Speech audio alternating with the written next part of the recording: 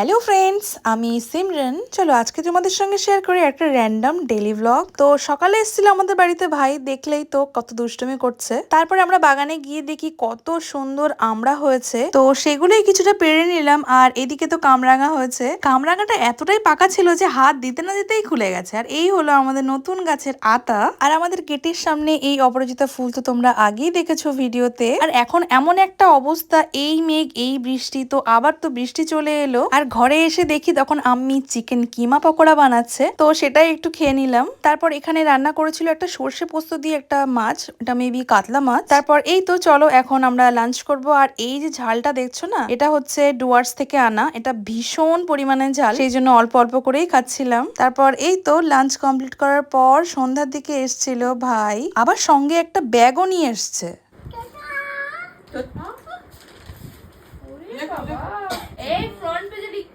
দেখলেন তো কত সুন্দর পড়াশোনা করছে, এই তার পড়ার নমুনা। মানে পড়তে পড়তে খাতা ছিঁড়ে খেয়ে ফেলছে। তো আমাদের সন্ধ্যাটা তো ভাইয়ের দুষ্টুমি দেখতে দেখতেই কেটে যায়। আজকের এইটুকু, বাই, আল্লাহ হাফেজ।